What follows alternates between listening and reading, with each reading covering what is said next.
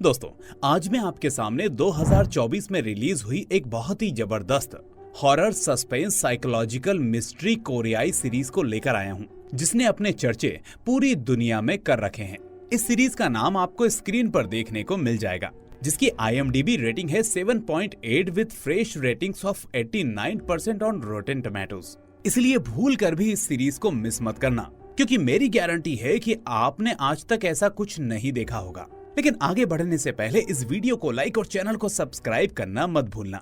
कहानी की शुरुआत होती है एक सफेद कपड़ों वाली औरत से, जो एक लाइट शॉप के बाहर खड़ी होती है। वो शॉप के अंदर झांक रही होती है, लेकिन अंदर नहीं जाती। हम नोटिस करते हैं कि शॉप के आसपास सब कुछ घुप अंधेरा है, जैसे सिर्फ वही शॉप चमक रही हो। खैर, थोड़ी देर बाद वो औरत अंधेरी गली में कहीं गायब हो जाती है। अब सीन बदलता है और हम एक बस में हून नाम के एक आदमी को देखते हैं, जो अपने काम से घर लौट रहा होता है। जब वो बस स्टॉप पर उतरता है तो ठीक सामने एक बेंच पर वही सफेद कपड़ों वाली औरत बैठी होती है, जिसका नाम जियोंग है। अब दिखने में वो काफी क्रीपी, परेशान और बहुत अजीब सी लग रही होती है, लेकिन फिलहाल हून उससे कुछ नहीं कहता और अपने घर की ओर चला जाता है। फिर अगले दिन जब हून अपने काम से लौटता है तो फिर वही जियोंग उसी बेंच पर बैठी होती है, लेकिन इस बार उसके पास एक सूटकेस भी होता है। अब हून उसे फिर से इग्नोर करके आगे बढ़ने लगता है, लेकिन तभी जियोंग अपनी उंगलियों से बेंच पर टैप टैप करने लगती है। अब ये बात वाकई अजीब थी, क्योंकि स्किन से ऐसी तेज आवाज निकालना लगभग नामुमकिन होता है। पर फिर भी हून वहाँ रुकता नहीं और घर चला जाता है। अब तीसरे दिन भी यही होता है, यानी जियोंग फिर उसी बेंच पर बैठी होती है, लेकिन इस बार हून खुद को रोक नहीं पाता और उससे पूछता है कि तुम यहाँ हर दिन क्यों बैठी रहती हो। साथ ही वो उसे ये भी बताता है कि जिस बस से वो आया था वो आखिरी बस थी और आसपास कोई टैक्सी भी नहीं मिलती। इसके बाद अब हून उसे अपना फोन देने की कोशिश करता है ताकि वो कैब बुक कर ले या किसी अपने को बुला ले, लेकिन तभी वो नोटिस करता है कि उसका फोन टूटा हुआ है और स्क्रीन क्रैक हो चुकी है, पर फिर भी वो चल रहा है। ये देखकर हून हैरान हो जाता है, क्योंकि उसे रास्ते में पता ही नहीं चला कि उसका फोन टूट गया है। खैर, जियोंग कोई खास जवाब नहीं देती और बस उससे इतना पूछती है, क्या तुम मुझे जानते हो? तो ये सुनकर हून को कुछ समझ में नहीं आता कि क्या जवाब दे और वो चुपचाप वहाँ से निकल जाता है। अगले दिन जब हून फिर से काम से लौट रहा होता है तो बाहर तेज बारिश हो रही होती है और जियोंग फिर उसी बेंच पर उसी जगह बारिश में भीगते हुए किसी का इंतजार कर रही होती है। अब हून फौरन उसे अपने छाते से कवर करता है और कहता है, मेरा घर पास में ही है, तुम ये छाता रख लो, मैं भीगकर घर चला जाऊंगा। लेकिन फिर जियोंग वही सवाल दोहराती है, क्या तुम मुझे जानते हो? तो इस बार हून उसे हाँ बोल देता है और कहता है, अरे मैंने तो तुमसे कल ही बात की थी। और ऐसा कहते हुए हून को सब कुछ बहुत अजीब सा लग रहा होता है। तभी जियोंग एक और सवाल पूछती है, क्या तुम मुझसे कल फिर मिलोगे? तो हून को कुछ समझ में नहीं आता, लेकिन वो उसे छाता देने लगता है। तभी जियोंग कहती है, मैं कल यहाँ नहीं मिल पाऊंगी, मेरे पास रात तक का ही वक्त है, तो क्या मैं तुम्हारे साथ तुम्हारे घर जा सकती हूँ? अब हून को ये बात थोड़ी अजीब लगती है, लेकिन वो मान जाता है। इसके बाद वो दोनों हून वाले अपार्टमेंट की 8वीं मंजिल पर उसके घर पहुंचते हैं और फिर जैसे ही वो रूम में घुसते हैं तभी हून लाइट ऑन करने वाला होता है, पर पता नहीं क्यों जियोंग उसे ऐसा करने से मना कर देती है। तभी हम देखते हैं कि घर का दरवाजा अपने आप बंद हो जाता है, जैसे कोई ऑटोमेटिक लॉक लग गया हो। और ये सीन इतना खतरनाक था कि ऐसा लग रहा था मानो जैसे हून ने किसी आत्मा को अपने घर पर दावत दे दी हो। खैर, अब सीन यहाँ से बदलता है और हम यूजिन यूनिवर्सिटी हॉस्पिटल पहुँचते हैं, जहाँ हमें हियो नाम की एक हेड नर्स दिखाई देती है, जो बहुत मेहनत से अपना काम कर रही होती है। और आज उसके साथ की नर्स चाहती थी कि वो उनके साथ लंच करे। अब पहले तो वो मना कर देती है, लेकिन जब उसकी सहेली योंगजी उससे कहती है कि तुमने बहुत काम कर लिया, थोड़ा ब्रेक ले लो, जब तक मैं तुम्हारा काम देख लूंगी, तो हियो फिर लंच के लिए चली जाती है। फिर जब योंगजी अकेले ICU रूम में होती है तभी एक अनजान आदमी अंदर घुस आता है। अब ICU में तो सिर्फ स्टाफ या परमिशन वाले परिजनों को आने की ही इजाजत होती है, इसलिए योंगजी उसे जाने को कहती है, लेकिन वो आदमी उससे बस इतना पूछता है, मुर्दा घर कहाँ है? और ये सुनकर योंगजी हैरान हो जाती है, लेकिन इससे पहले कि वो उससे कुछ पूछती, इतने में अचानक ICU में मौजूद एक मरीज की हालत बिगड़ने लगती है, जिसके बाद योंगजी उसकी हालत संभालने में जुट जाती है और जब तक वो उस पेशेंट के पास से वापस आती है तब तक वो आदमी वहाँ से चला जाता है। फिर इसके अगले सीन में हम वंजिंग नाम के आदमी को एक घर में देखते हैं, जो ठंड से ठिठुरते हुए सोने की कोशिश कर रहा होता है, पर बाहर एक कुत्ता बार बार भौंक रहा होता है, जिससे वो परेशान हो जाता है और गुस्से में गेट पर जाकर चिल्लाने लगता है। तभी सीन यहाँ से उस लाइट शॉप में आता है जो कहानी की शुरुआत में हमें दिखाई गई थी और जहाँ वो सफेद कपड़ों वाली लड़की मौजूद थी। और इस शॉप में हम वन योंग को देखते हैं, जो असल में इसी शॉप का मालिक होता है। लेकिन अजीब बात यह होती है कि रात होने के बावजूद इसने आंखों पर सनग्लासेस लगाए होते हैं और साथ ही ये एक बल्ब को घूर रहा होता है। अब इसी बीच गौर करने वाली बात यह है कि शॉप रात भर खुली रहती है और जब भी कोई कस्टमर आता है तो वनयोंग उसे अटेंड करता है। खैर, अब इसी तरह आज एक कस्टमर आता है और उससे बल्ब मांगता है, लेकिन वनयोंग की एक अजीब आदत होती है जिसकी वजह से वो अपने कस्टमर से सबसे पहले यही पूछता है कि तुम यहाँ क्यों आए हो। अब वो उसे बल्ब दे देता है और फिर उस कस्टमर के जाने के बाद एक डायरी निकालता है जिसमें ढेर सारे नाम लिखे होते हैं। तभी हम देखते हैं कि उसी शॉप में अब वही आदमी आता है जो आईसीयू में घुसा था। अब वनयोंग उससे भी उसके आने का रीजन पूछता है, लेकिन वो आदमी बिना जवाब दिए शॉप की लाइट्स देखकर वहाँ से चला जाता है। इसके बाद शॉप में एक नॉर्मल औरत आती है जो वनयोंग से कहती है कि दिन में तुम्हारी शॉप किसी को दिखती नहीं, लेकिन रात में ये बहुत चमकती है, और इस तरह से वो उससे एक फ्लोरोसेंट ट्यूब लेकर चली जाती है। इसके बाद सीन इल्ग्वांग गर्ल्स हाई स्कूल के प्लेग्राउंड में शिफ्ट होता है, जहां रात के वक्त यहां एक लड़की खड़ी होती है जो कि बहुत ही क्रीपी लग रही थी। अब हम देखते हैं कि ऊपर क्लासरूम में लेक्चर चल रहा होता है जिसमें खड़ी हंजू नाम की एक लड़की इस प्लेग्राउंड वाली लड़की को देखकर हाथ हिलाती है, लेकिन ये नीचे वाली लड़की उसे कोई जवाब नहीं देती। तभी टीचर सभी की अटेंडेंस लेना शुरू करती है जिसमें हंजू की 3 सहेलियों के नाम एक एक करके पुकारे जाते हैं, लेकिन हंजू का नाम नहीं लिया जाता, जो कि बहुत अजीब बात थी। इस बीच बाहर बारिश और बादलों की गड़गड़ाहट हो रही होती है जिससे सभी बच्चे बार बार डर रहे होते हैं। तभी हंजू की दोस्त बोबे अपने साथ वाली लड़कियों को एक डरावनी कहानी सुनाती है। वो बताती है कि प्लेग्राउंड वाली लड़की स्कूल में ही रहती है और वो जहाँ भी खाली सीट दिखती है वहाँ बैठ जाती है, लेकिन बहुत कम लोग उसे देख पाते हैं, यानी वो एक स्पिरिट है। अब हंजू ये सब ध्यान से सुन रही होती है, लेकिन हम नोटिस करते हैं कि कोई उससे बात नहीं कर रहा होता। फिर स्कूल खत्म होने के बाद हंजू, बोबे और उनकी 2 सहेलियां घर की ओर जा रही होती हैं। तभी रास्ते में एक गली पड़ती है जिसे आसपास के लोग बहुत डरावना मानते हैं। कहते हैं कि रात में वहाँ कोई नहीं जाता और हर किसी को वहाँ किसी की आहट महसूस होती है। इसके बाद बोबे और बाकी सहेलियां आगे निकल जाती हैं और वो हंजू को नोटिस भी नहीं करती, जबकि डरते डरते हंजू अकेले उस अंधेरी गली में चली जाती है क्योंकि हंजू को अपनी माँ के लिए उस गली से कुछ सामान लेना होता है। ठीक इसी मोमेंट पर हम उस शॉप के पास वनजिंग को देखते हैं जो उस कुत्ते के भौंकने की आवाज से तंग आ चुका था, जो उसे रात में सोने नहीं दे रहा था। इसलिए हमें पता चलता है कि ठंड से ठिठुरता हुआ गुस्से में वो उस कुत्ते को ढूंढने निकलता है और लाइट शॉप पहुंच जाता है। अब वहाँ वो एक बल्ब को छूने की कोशिश करता है जिस पर बर्फ के क्रिस्टल्स जैसे जमे हुए दिखते हैं, लेकिन तभी शॉप के मालिक वनयोंग का चश्मा भी जमने लगता है जैसे वो ठंड से सिहर गया हो। इसलिए अब वो वनजिंग को ऐसा करने से मना करता है, जिसके बाद वनजिंग वहाँ से गुस्से में ये कहते हुए चला जाता है कि तुम्हें कस्टमर्स को अच्छे से डील करना नहीं आता। अब उसके जाने के बाद वनयोंग एक बल्ब को घूरने लगता है जैसे वो कुछ गहरी सोच में डूब गया हो। साथ ही हम ये नोटिस करते हैं कि इस शॉप में तरह तरह के बल्ब्स हैं, जैसे कि कुछ मोटे तो कुछ पतले, कुछ अजीब से जिनकी रोशनी कमजोर है और कुछ बहुत ही तेज जिनकी लाइट बहुत ज्यादा टिमटिमाती रहती है। खैर, तभी वहाँ हाइवन नाम की एक औरत आती है जो बारिश में पूरी तरह से भीग चुकी होती है और उसके बाल पूरी तरह से गीले थे। अब वो भी आते ही एक बल्ब को छूने की कोशिश करती है, लेकिन ठीक उसी मोमेंट पर वनयोंग अपने चश्मे को टच करता है और उसे जाने को कहता है, जिसके बाद हाइवन तुरंत वहाँ से निकल जाती है। अब सीन यहाँ से शिफ्ट होकर हंजू पर आता है जो उस अंधेरी गली में दौड़ रही होती है क्योंकि उसे लग रहा होता है कि कोई उसका पीछा कर रहा है।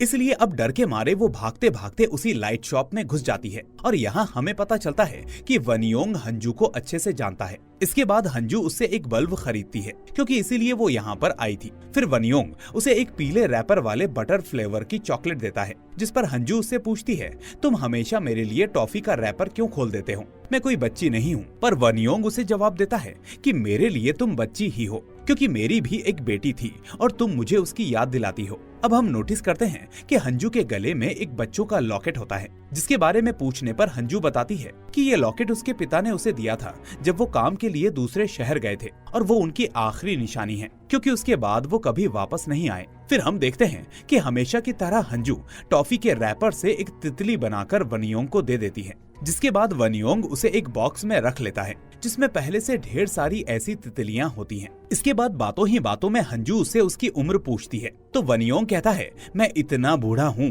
कि मेरी एक बेटी हो सकती है। लेकिन जब हम टेबल पर पड़े एक आईने में वनियोंग को देखते हैं तो वो असल में बहुत बूढ़ा होता है, जबकि बाकियों को वो जवान नजर आता है।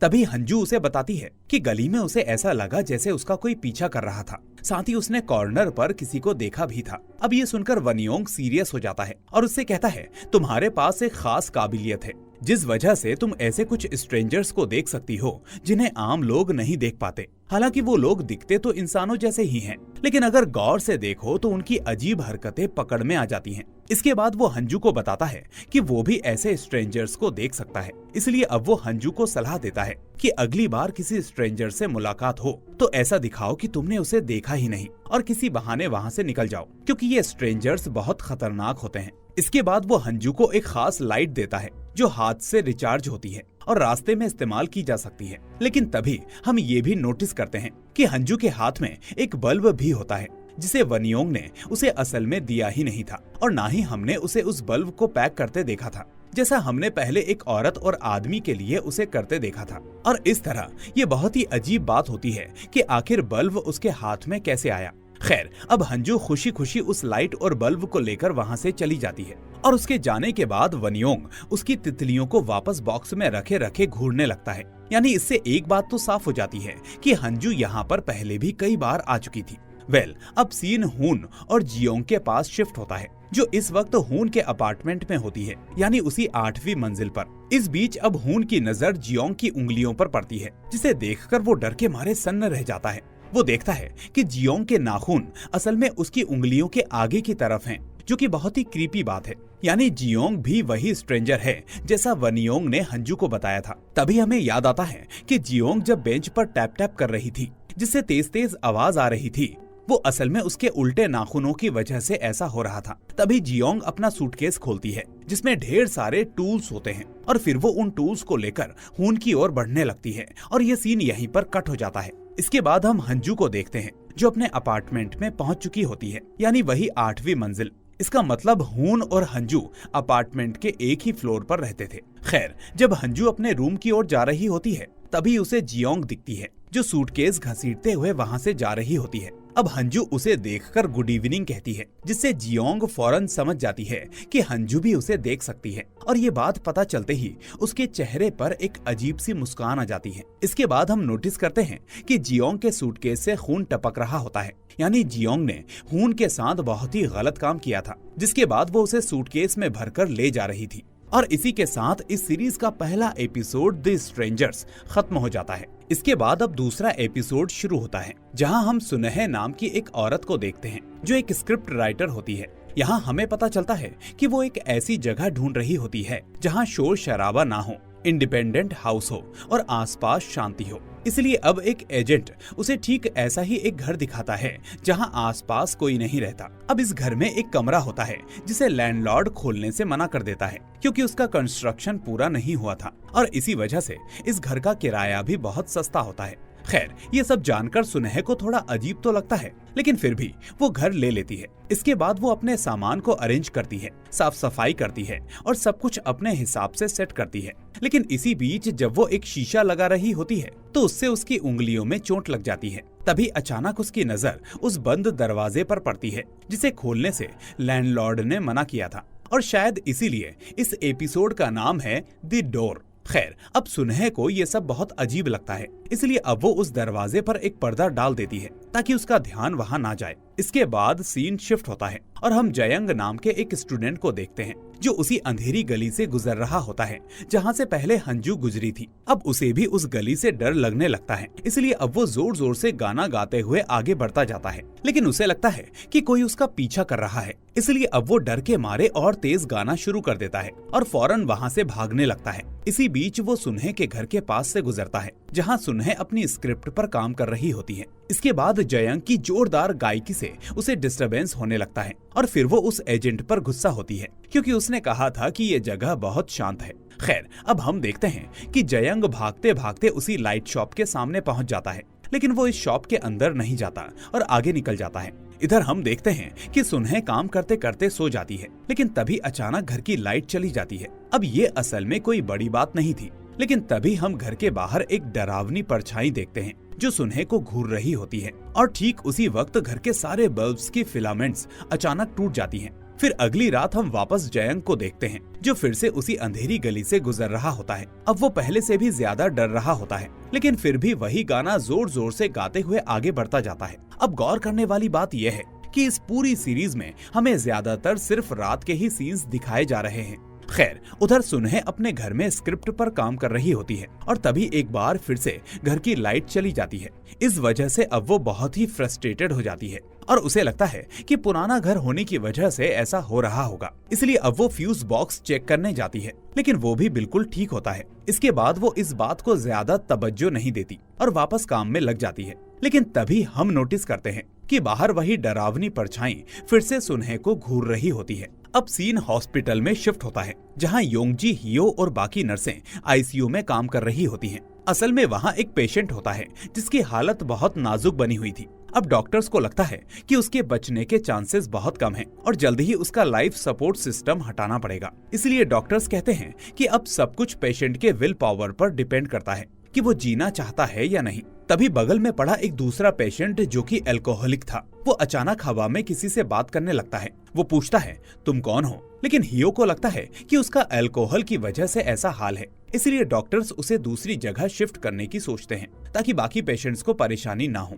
खैर, अब लाइफ सपोर्ट वाले पेशेंट के परिवार को ये बुरी खबर देनी थी, लेकिन कोई भी नर्स हिम्मत नहीं जुटा पा रही थी। पर आखिर में हम देखते हैं कि डॉक्टर्स और नर्सें उस पेशेंट की एक रिश्तेदार जिनो को बता देते हैं कि उसके बचने की उम्मीद बहुत कम है। ये सुनकर जिनो बहुत भड़क जाती है और चिल्लाती है कि अगर डॉक्टर्स कुछ नहीं कर सकते तो और कौन करेगा। तभी डॉक्टर्स उसे समझाते हैं कि अब सब कुछ पेशेंट की इच्छा शक्ति पर है, पर जिनो को समझ नहीं आता कि वो क्या करे। तभी हमें पता चलता है कि हाल ही में एक ब्रिज पर बहुत भयानक बस एक्सीडेंट हुआ था जिनमें कई लोग घायल हुए थे और कुछ की जान चली गई जबकि कुछ कोमा में हैं। यानी आईसीयू में मौजूद लोग उसी एक्सीडेंट के शिकार थे।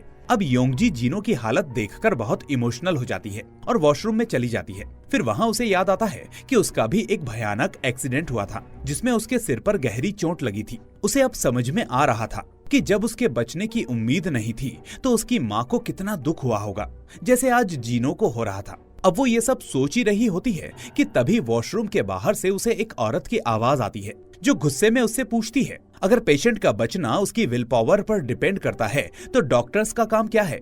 अब योंगजी को ये सवाल परेशान करता है क्योंकि वो खुद भी इसका जवाब नहीं जानती थी। लेकिन तभी हम देखते हैं कि वो बाहर वाली औरत कोई और नहीं बल्कि हाइवन होती है, वही जिसे हमने पहले एपिसोड में लाइट शॉप में देखा था, वही गीले बालों वाली। इसके बाद वो अचानक योंगजी को कहती है, तुझे हर हाल में बचना ही होगा। और ये सुनकर योंगजी डर के मारे सन्न रह जाती है। लेकिन इतने में एक सफाई वाली औरत वॉशरूम में आती है और उसके आते ही अचानक सब कुछ नॉर्मल हो जाता है। इसके बाद योंगजी थोड़ा राहत महसूस करती है, लेकिन जो कुछ भी हुआ उसे सोचते हुए बाहर निकल आती है। फिर सीन वापस सुनहे के पास शिफ्ट होता है जो नहा धोकर अपने बाल सुखा रही होती है। ये सब उसका रोज का रूटीन होता है। लेकिन तभी उसे लगता है कि कोई उसे देख रहा है, पर वो इस बात को इग्नोर करके फिर से अपने काम में लग जाती है। इधर जयंग फिर से उस अंधेरी गली से गुजर रहा होता है और हमेशा की तरह डरते हुए गाना गाने में लगा होता है। पर तभी उसकी नजर हंजू पर पड़ती है जो स्कूल से लाइट शॉप की ओर जा रही थी। अब हंजू एकदम से उसे देखकर डर जाती है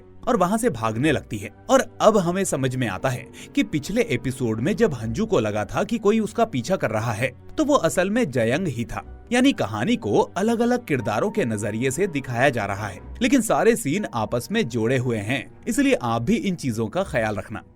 उधर सुनहे अपने काम में लगी होती है, तभी फिर से घर की सारी लाइट्स चली जाती हैं। लेकिन इस बार सबसे अजीब बात ये होती है कि वो कमरा जिसे खोलने से लैंडलॉर्ड ने मना किया था उसकी लाइट्स जल रही होती हैं और वहाँ से एक अजीब सी आवाज भी आ रही होती है। अब सुनहे डरते हुए उस कमरे का दरवाजा खोलती है, लेकिन अंदर सब कुछ नॉर्मल दिखता है। साथ ही वहाँ एक बल्ब लगा होता है जो बहुत ब्राइट जल रहा था। अब सुनहे उस कमरे को बंद करके बाहर आने लगती है कि तभी हम जयंग को देखते हैं जो डर के मारे गाना गाते हुए सुनहे के घर के पास से गुजर रहा होता है। अब इतने में वो उस बल्ब को बंद होते देखता है, पर उस गाने की आवाज से फ्रस्ट्रेशन में सुनहे खिड़की खोलकर जयंग पर चिल्लाती है और उससे कहती है, तुम हर रात इतना जोर से गाना क्यों गाते हो? लेकिन जैसे ही जयंग की नजर सुनहे पर पड़ती है तो वो और ज्यादा डर जाता है और चिल्लाते हुए भाग जाता है। उसी वक्त हम उस कमरे के बल्ब को देखते हैं जिसे सुनह ने बंद किया था, लेकिन उसमें फिर भी थोड़ी थोड़ी लाइट जल रही होती है, जैसे कोई उसे जबरदस्ती चालू रखने की कोशिश कर रहा हो।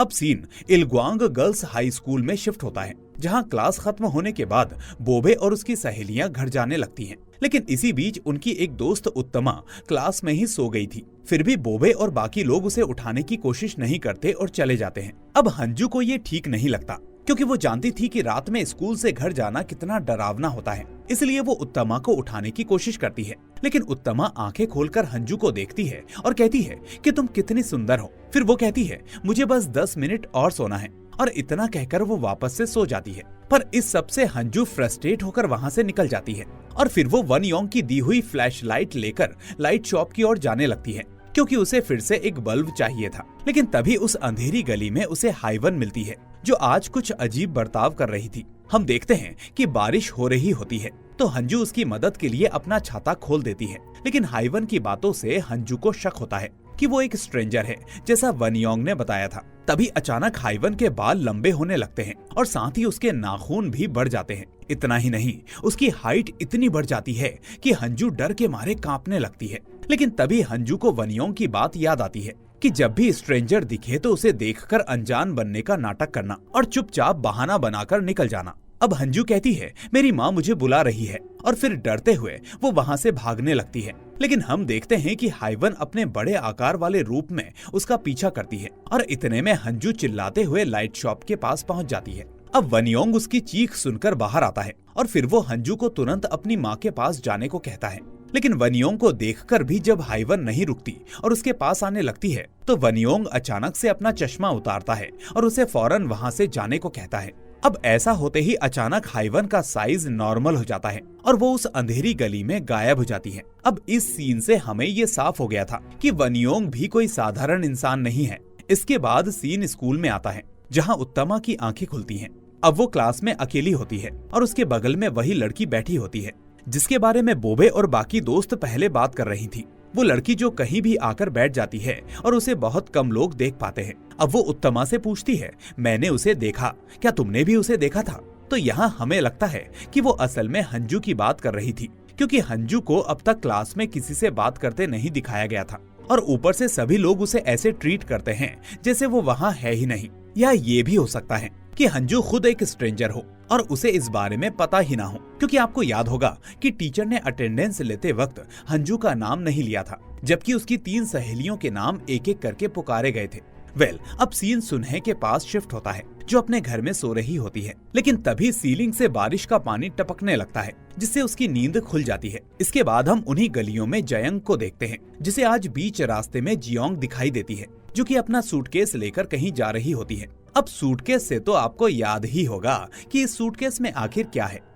वो दोनों ही लाइट शॉप की तरफ जा रहे होते हैं, इसलिए जयंग अपने छाते से जियोंग की मदद करते हुए उसके साथ ही उधर जाने लगता है। दूसरी तरफ हम सुनह को देखते हैं, जो गीली होने की वजह से परेशान होकर नहाने चली जाती है। लेकिन जब वो नहा लेती है तो नीचे फर्श पर ढेर सारे टूटे हुए बाल पड़े होते हैं, जिसे देखकर सुनह डर के मारे शॉक हो जाती है। अब उसे समझ में आ जाता है कि वो इस घर में अकेली नहीं है, और तभी अचानक घर का बल्ब भी बंद हो जाता है। फिर जब वो उसे चेक करने जाती है तो इतने में उसके घर का दरवाजा अपने आप लॉक हो जाता है। अब ठीक इसी मोमेंट पर सुनह के घर के बाहर से जयंग और जियोंग भी गुजर रहे होते हैं। अब यहाँ जयंग की बातों से हमें पता चलता है कि उस रात जयंग ने सुनह को नहीं, बल्कि उसके पीछे खड़ी एक काली परछाई को देखा था, जिसके बाद वो डरकर भाग गया था। यानी सुनह के घर में 2 लोग थे, सुनह और वो परछाई, जो कि असल में हाइवन थी। अब जियोंग ये जानकर कुछ ज्यादा नहीं कहती, क्योंकि उसके हिसाब से हाइवन और सुनह किसी तरह एक दूसरे से जुड़े हुए हैं और वो दोनों साथ रह रहे हैं। उधर हम देखते हैं कि सुनह को अब हाइवन दिखने लगी थी और उसे समझ में आ गया था कि घर की लाइट्स बार बार हाइवन की वजह से ही जा रही थी, और वो इसे एक एंटिटी कहकर बुला रही थी, क्योंकि उसे हाइवन का नाम नहीं पता था। अब सुनह डर के मारे घर से बाहर निकलने की कोशिश करती है, लेकिन उससे वो लॉक नहीं खुलता। इसके बाद वो हथौड़े से दरवाजा तोड़ने की कोशिश करती है, लेकिन फिर भी बाहर नहीं निकल पाती। अब उसकी चीखें बाहर तक जाती हैं, जिसे जयंग और जियोंग भी सुन लेते हैं। ऐसे डरावनी चीखें सुनकर जयंग डर जाता है, लेकिन जियोंग उल्टा उस घर के अंदर जाना चाहती थी। हालांकि जयंग उसे रोकता है, लेकिन तभी उसकी नजर जियोंग के उल्टे नाखूनों पर पड़ती है, जिससे वो और ज्यादा डर जाता है। अब जियोंग उसे डरता देखकर बस इतना ही कहती है कि जियोंग खुद भी उसकी तरह है। अब ये सुनते ही जयंग के पैर अचानक बुरी तरह से टेढ़े मेढ़े हो जाते हैं, जिस वजह से दर्द में वो काफी चिल्लाता है, लेकिन फिर भी जैसे तैसे भागने की कोशिश करता है। लेकिन चाहे जयंग गली में जितना आगे पीछे जाए, वो बार बार सुनहे के घर के बाहर ही पहुंच जाता है। इसीलिए आखिरकार वो हार मानकर डर के मारे उसी घर के बाहर बैठकर रोने लगता है। हालांकि हम सुन पाते हैं कि अंदर से सुनहे भी मदद के लिए चिल्ला रही होती है, लेकिन दूसरी तरफ जियोंग दोनों को इग्नोर करके अपने खून टपकते सूटकेस के साथ लाइट शॉप में चली जाती है, जहां वनयोंग उससे आने का कारण पूछता है। लेकिन जियोंग उससे कहती है, तुम्हें पहले से पता है कि मैं क्यों आई हूँ। अब सूटकेस से खून की बूंदें टपक रही होती हैं, और तभी शॉकिंगली वहाँ एक डिटेक्टिव आ जाता है जो वनयोंग से कुछ सवाल पूछना चाहता था। और यहीं पर ये दूसरा एपिसोड द डोर भी खत्म हो जाता है। अब तीसरा एपिसोड द डिटेक्टिव शुरू होता है, जहां कहानी सीधा 1 महीने पीछे चली जाती है। यानी अभी तक हमने पिछले दोनों एपिसोड्स में जो कुछ भी देखा, अब हम उससे ठीक 1 महीने पीछे आ जाते हैं। अब यहाँ हम सोयम नाम की एक लड़की को देखते हैं, जो अपने घर में आराम से टीवी देख रही होती है। तभी उसके दरवाजे पर कोई जोर जोर से दस्तक देता है, जैसे वो आदमी दरवाजा तोड़ ही देगा। अब सोयम इससे डर जाती है और उसे लगता है कि ये उसका एक्स बॉयफ्रेंड होगा, इसलिए वो चिल्लाती है कि चले जाओ। और तभी बाहर से किसी के जाने की आवाज आती है, जिसके बाद सोयम धीरे से दरवाजा खोलकर देखती है। लेकिन इतने में कॉरिडोर के कोने से एक परछाई तेजी से उसकी ओर दौड़ती है और उस पर हमला कर देती है। फिर अगले ही पल हम देखते हैं कि सोयम को किसी ने उसके फ्लोर से नीचे फेंक दिया और उसकी मौत हो गई। साथ ही हम नीचे एक स्कूटर खड़ा हुआ देखते हैं, जिस पर एक हेलमेट लगा होता है। अब दोस्तों, इस नंबर को याद रखना, क्योंकि ये आगे काम आएगा। इसके बाद हम सोयम के बॉयफ्रेंड मंसू को देखते हैं, जो सोयम की मौत के बाद डर के मारे शहर छोड़कर भागने की कोशिश करता है। इसके लिए वो एक बस में जाकर बैठ जाता है, जैसे उसने कुछ गलत नहीं किया, लेकिन उसे डर होता है कि सब उसे ही पकड़ लेंगे। इसलिए अब जैसे ही बस का दरवाजा बंद होता है, तो वो थोड़ा राहत महसूस करता है। लेकिन तभी बस चलने से पहले डिटेक्टिव संगसिक वहाँ पर आ जाता है, वही डिटेक्टिव जिसे हमने लाइट शॉप में देखा था। अब वो बस को रुकवाता है और सबसे बाहर निकलने को कहता है।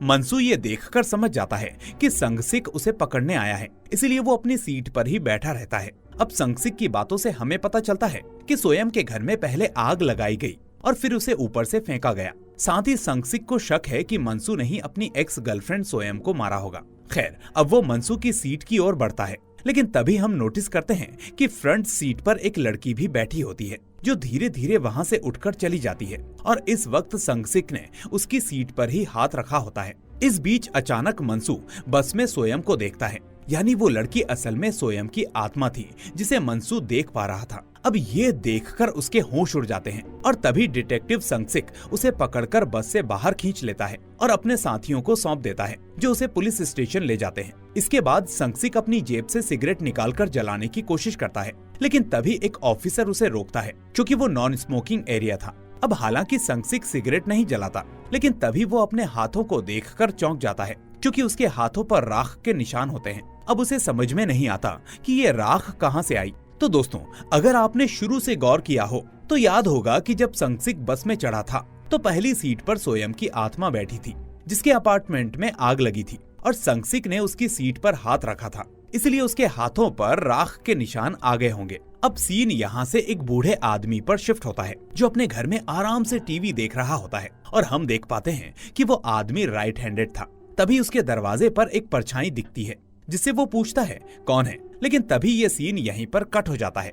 फिर अगले दिन हम संगसिक को पुलिस स्टेशन में देखते हैं, जहां वो अपने टेबल पर लैंप के बल्ब को ठीक करने की कोशिश कर रहा होता है और साथ ही वो सोयम की फाइल पढ़ने में लगा होता है। तभी हम पास में एक लड़की की फोटो को भी नोटिस करते हैं, जो असल में वही लड़की थी जिसे हमने हंजू के स्कूल में देखा था, जो उत्तमा से पूछ रही थी कि क्या तुमने उसे देखा। अब ये लड़की एक अनसुलझे केस से जुड़ी थी और संगसिक ने उस केस को अनसुलझा ही छोड़ दिया था। यहाँ हमें पता चलता है कि संगसिक की ऑब्जर्वेशन पावर बहुत ही पावरफुल थी। वो केस सॉल्व करने में बहुत माहिर था, लेकिन फिर भी उसके ज्यादातर केस अनसुलझे ही रह जाते थे, क्योंकि जब उसे लगता कि किसी केस में गड़बड़ है तो वो उसे अनसुलझा छोड़ देता था। अब संगसिक फिर से सिगरेट जलाने की कोशिश करता है, लेकिन उसका लाइटर काम नहीं करता। तभी उसका साथी ऑफिसर जियोल वहाँ आता है और बताता है कि मंसू को छोड़ दिया गया है, क्योंकि पुलिस के मुताबिक सोयम की मौत एक हादसा थी। उसके घर में आग लगी, धुआं उसके फेफड़ों में गया और वो बेहोश होकर नीचे गिर गई। लेकिन हम जानते हैं कि ये सच नहीं है, क्योंकि हमने देखा था कि कोई उसे मारने वहाँ आया था। पर यह भी पक्का है कि वो मंसू नहीं था, क्योंकि वो उस वक्त कहीं और था और एक गवाह ने भी इसे कंफर्म किया था। खैर, फिर भी संगसिक को ये बात पसंद नहीं आती, क्योंकि वो पक्का मानता था कि सोयम का खून हुआ था। अब वो इस बारे में सोचते हुए जजंग नूडल्स खाने चला जाता है। फिर रात के वक्त हम संगसिक को एक और क्राइम सीन पर देखते हैं, उसी बूढ़े व्यक्ति के घर जिसे हमने टीवी देखते हुए देखा था। हम देखते हैं कि उसकी बैठे बैठे मौत हो गई थी और उसके चेहरे पर ढेर सारे तिल थे, और अजीब बात ये थी कि उसके चेहरे पर हल्की सी मुस्कान भी थी। अब सबको लगता है कि ये नॉर्मल कार्डियक अरेस्ट का केस है, लेकिन संगसिक इसे खून मानता था, क्योंकि उसने नोटिस किया कि उस बूढ़े व्यक्ति के बाएं हाथ के पास में टीवी रिमोट रखा था, जबकि वो राइट हैंडेड था। अब जियोल की बातों से पता चलता है कि वो अकेला रहता था और उसकी पत्नी कई साल पहले मर चुकी थी और उसके बच्चे नाती विदेश में रहते थे। हालांकि मरने से पहले उसने अपने बच्चे और नातियों को फोन भी किया था। इसके बाद संगसिक वहाँ से जाने लगता है, लेकिन तभी हम फर्श पर किसी चिपचिपी चीज के निशान देखते हैं। अब सीन संगसिक के घर में शिफ्ट होता है, जहाँ वो वॉशरूम में जाता है और तभी उसे अपनी पत्नी मह का विजन आता है, जिसे वो उसे अपनी प्रेगनेंसी के बारे में बता रही थी। संगसिक उस वक्त बहुत खुश था, लेकिन अब वो परेशान होकर सो जाता है। सपने में उसे मह के साथ अपने पुराने पल दिखते हैं, जब वो अपने होने वाले बच्चे का नाम तय कर रहे थे। लेकिन तभी उस दिन उसे एक कॉल आता है और उसे तुरंत काम पर जाना पड़ता है। अब मह को उसका बार बार काम पर जाना पसंद नहीं था, जबकि संगसिक अपने काम को लेकर बहुत जुनूनी था। हमें अभी ये भी नहीं पता कि मह जिंदा है या उसे छोड़कर चली गई या कुछ और हुआ, क्योंकि संगसिक प्रेजेंट में घर के अंदर अकेला। फिर अगली सुबह वो जजंग नूडल्स खा रहा होता है और तभी सॉस को अपने होठों से साफ करते वक्त उसे याद आता है कि उसने बूढ़े व्यक्ति के होठों पर भी वही सॉस देखी थी और फर्श पर भी वही चिपचिपे निशान थे। यानी बूढ़े व्यक्ति ने मरने से पहले जजंग नूडल्स खाए थे। इसलिए हो सकता है कि नूडल्स में कुछ मिलाया गया हो, जिससे उसकी मौत हुई। अब पुलिस स्टेशन में संगसिक को पता चलता है कि बूढ़े व्यक्ति के परिवार ने ऑटोप्सी से मना कर दिया, इसलिए उसका केस भी बंद कर दिया गया है। लेकिन संगसिक हार नहीं मानता और वो उस रेस्टोरेंट को ढूंढने निकलता है जहां से नूडल्स आए थे। अब बारिश की वजह से उस रात कोई डिलीवरी नहीं हो रही थी, इसलिए देर रात वो एक रेस्टोरेंट के सामने पहुंचता है, जहां एक स्कूटर खड़ा होता है और उस स्कूटर का नंबर था 8525, वही नंबर जो सोयम की मौत के वक्त हमें दिखा था। वो देखता है कि स्कूटर पर कीचड़ लगा था, यानी बारिश में इसका इस्तेमाल हुआ था। अब संगसिक रेस्टोरेंट के मालिक सांगहुन को गौर से देखता है, और चूंकि उसकी ऑब्जर्वेशन पावर कमाल की थी, इसलिए अब वो रेस्टोरेंट में सब कुछ ध्यान से देखता है और यहाँ से उसे पता चलता है कि उस रात सांगहुन ही डिलीवरी के लिए आया था और उसने चश्मा पहना था, जो कि बहुत अजीब था। इसके बाद संगसिक जजंग नूडल्स ऑर्डर करता है और खाते वक्त पक्का हो जाता है कि बूढ़े व्यक्ति ने यहीं से नूडल्स मंगवाए थे। लेकिन सांगहुन उससे कहता है कि उसका रेस्टोरेंट ऑनलाइन रजिस्टर्ड नहीं है और वो डिलीवरी नहीं करता। पर फिर संगसिक उसे धमकाता है, जैसे वो जानता हो कि सांगहुन ही किलर है, जिससे सांगहुन परेशान हो जाता है। पर फिर भी संगसिक चुपचाप वहाँ से चला जाता है, क्योंकि उसके पास कोई ठोस सबूत नहीं थे। वो बस उसके एक्सप्रेशंस को देखकर चीजों को समझने की कोशिश में लगा था। अब हमें इसके 1 महीने बाद का सीन दिखाया जाता है, जहाँ सांगहुन अपने स्कूटर से सोयम की आत्मा का पीछा कर रहा था। अब संगसिक, जो सांगहुन पर नजर रखे हुए था, वो समझता है कि सांगहुन किसी को मारने जा रहा है, इसलिए वो उसके स्कूटर के सामने आकर उसका एक्सीडेंट करवा देता है और सांगहुन को पकड़ लेता है। लेकिन ठीक इसी मोमेंट पर हमें सोयम भी नीचे गिरती हुई दिखाई देती है, पर संगसिक को नहीं पता कि वो सोयम की आत्मा है, इसलिए वो उससे हैरानी से पूछता है, क्या तुम ठीक हो? इस बीच सांगहुन को इस बात की टेंशन नहीं थी कि संगसिक ने उसे पकड़ लिया है, बल्कि वो इस बात से शॉक्ड था कि संगसिक सोयम को देख सकता था। फिर जब संगसिक की नजर सोयम के खून भरे चेहरे और जली हुई बॉडी पर पड़ती है, तो उसके होश उड़ जाते हैं और अब उसे समझ में आ जाता है कि ये कोई इंसान नहीं बल्कि एक स्पिरिट है। इसके बाद सांगहुन जैसे तैसे छूटकर सोयम की ओर भागता है, जैसे वो उसे मारना चाहता हो, लेकिन संगसिक उसे फिर से पकड़ लेता है और तभी अचानक सांगहुन की आंखें एक कार की लाइट से चमकने लगती हैं, जैसे वो किसी बिल्ली या टाइगर की आंखें हों। ये देखकर अब संगसिक के होश उड़ जाते हैं और वो उससे कहता है, धत तेरी की, तुम्हारी आंखें कैसी हो गई? अब तुम क्या भला हो?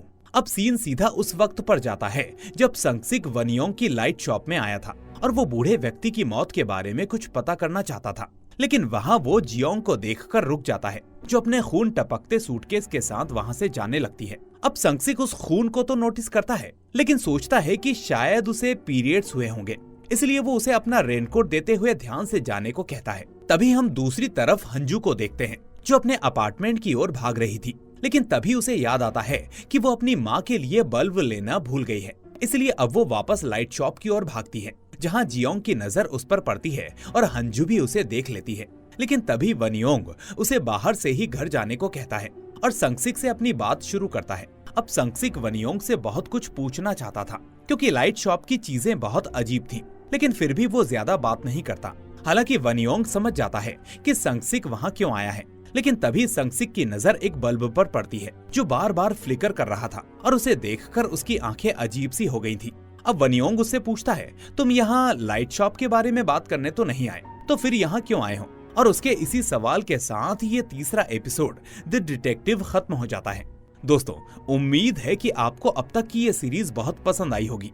अब अगली वीडियो में मैं इसके बाकी एपिसोड्स को डिटेल में एक्सप्लेन करूंगा, लेकिन उससे पहले हमारी इस वीडियो को लाइक और चैनल को सब्सक्राइब करना मत भूलना। इस काम में बहुत मेहनत लगती है, इसलिए आपका एक एक लाइक, सब्सक्राइब और कमेंट ही मेरा असली मोटिवेशन है। तो चलिए दोस्तों, अब मैं मिलूंगा आपसे इस सीरीज के अगले एपिसोड्स के साथ। Till then, take care and thanks for watching.